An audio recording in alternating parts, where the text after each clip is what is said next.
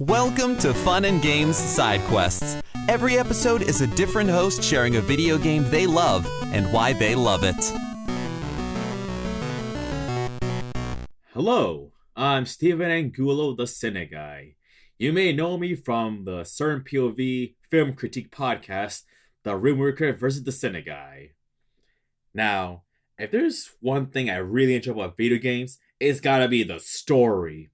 I just love diving into a powerful narrative that manages to pull you into the game and make it more than just a button smashing experience. Those are still fun, but come on, it gets repetitive at times. And the best games known for their compelling stories come from Telltale. The whole point-and-click adventures that determine your outcome of the story is just so entertaining. I often find myself anxious at the end wondering if I ever even made the right choices. But of course, no choice is the wrong one. Especially with this game. Well, depending on how you feel about the comic book character. Batman Telltale Season 1. The adventure game that takes the Dark Knight through something he's never done before. A violent and very, very mature game. The Arkham games are violent and all that stuff, but this one is the first Batman game rated mature, and you can see why. Hardcore violence, bloody images, and adult thematic elements. This serves as a far more realistic tale for the Dark Knight that tosses aside comic book campiness for a much more darker grittiness feeling. The game follows a Year 2 version of Batman as Bruce Wayne is still starting out his duty as the Cape Crusader.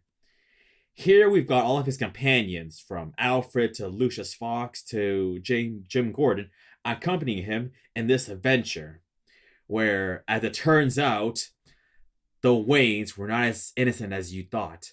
Turns out they did have some mob ties with Carmine Falcone, so this does, bring out a darker backstory on Bruce Wayne's family, because they were not just, rich people who became victims to a crime.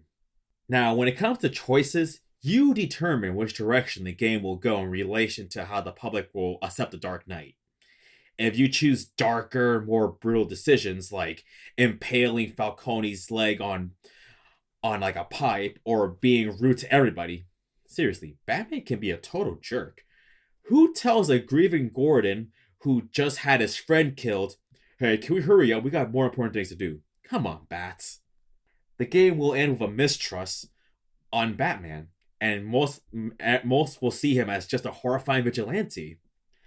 But choosing more merciful decisions that impact your road to justice, and actually showing that Batman has a heart, everyone will accept him as a hero, especially Gordon. Now, story-wise, it explores a more original take on a Batman story through a well-known side character, Vicky Vale. Journalist and Bruce Wayne side hustle, this one is not the version from the Tim Burton '89 movie, or any type of media, no. Her story is changed to a deranged serial killer with connections to Arkham Asylum. She creates this drug that brings out your inner demons and turns everyone into hateful monsters. And don't even get me started on her uprising.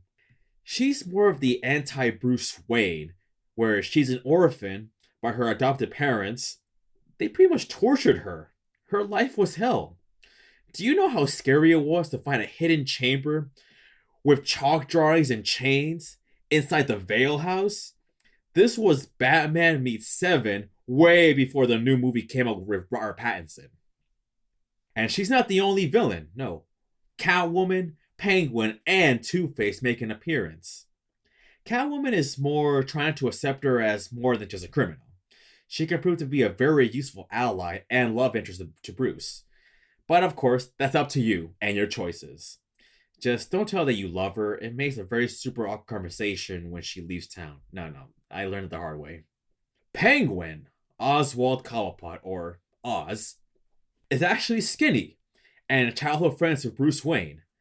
I never thought him wearing a beaked gas mask would make him look much more menacing than the typical top hat and that really long cigarette thing. I don't know. It's like it's the pipe that Cruella de Vil uses. I don't know what it's called.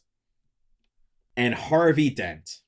He's running for mayor, but depending on your choices, he could be horribly burnt by a spotlight and gone mad as Two-Face. Although, well, of course, depending on choices. He could get the disfigured half face, or he could not get it, but still be, a demented split personality. Now, everyone knows Batman as a detective, and you do plenty of that with crime scene reconstruction. Scanning areas and objects, you can connect them, and Batman tells the story of what happened here through projection. It's truly the game that lets you become the Dark Knight more than ever. And like most Telltale games, your decisions decide your relationship with the characters. Alfred, Catwoman, and Gordon are the main big ones. You can end up causing Alfred to lose an eye from a sonic blast, fall in love, or treat Selina like a criminal, and have Gordon trust you by his side, or see you as more as an obstacle. I do like at the end when, after you made your choices, it tells you the outcome of the story, like, you've made Gordon feeling hopeful, you made Alfred feeling sad, and all that stuff. Just don't you dare make Alfred feel sad, alright? Make him feel happy, like you accept him as your adopted parent. But yeah, it is a superb retelling of my favorite hero, and I truly believe this is the Batman game that allows you to appreciate the character even more. And don't get me started on the fact that you befriend the Joker while at Arkham. I mean, he just looks like a regular skinny guy who needs a tan, but he's such a mystery since his name is literally John Doe. This guy helps you escape Arkham, and oh my gosh. He honestly feels like a much more realistic version of Joker than Heath Ledger, or more next to Heath Ledger. He's not really a psychopath, but more of a lost soul, and it's likely up to us to figure him out. But that will all have to wait until Season 2, which is honestly worthy of a separate episode. Well, hope you enjoyed the shout out to a really great story game. I really, really enjoy the Telltale point and click with The Walking Dead. It's kind of one of my favorite games. I've yet to play the other ones. I do kind of want to check out Guardians of the Galaxy. That sounds like a good one. Now, I'm starting to wonder what would have happened if I went after Harvey first instead of Penguin. I hear you simply just talk to him at a park rather than find him at Wayne Lab. Sounds fun. Happy gaming!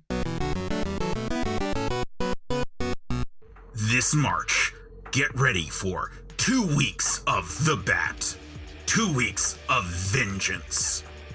2 weeks of The Dark Knight Fortnite. Man, that movie was excellent. It really was.